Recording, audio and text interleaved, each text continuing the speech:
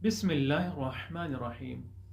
बाज़ अफराद सवाल करते हैं कि हवाई फायरिंग करना शादी में या पार्टियों में या जश्न में या खुशियों में कैसा है।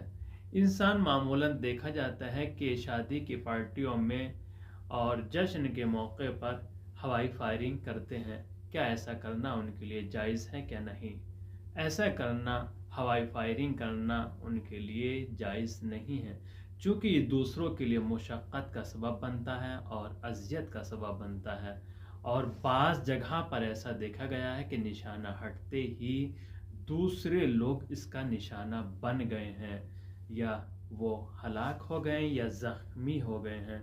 तो इस तरह ये हवाई फायरिंग करना जायज़ नहीं है। इस वीडियो को ज़्यादा से ज़्यादा शेयर करें और सब्सक्राइब भी करें।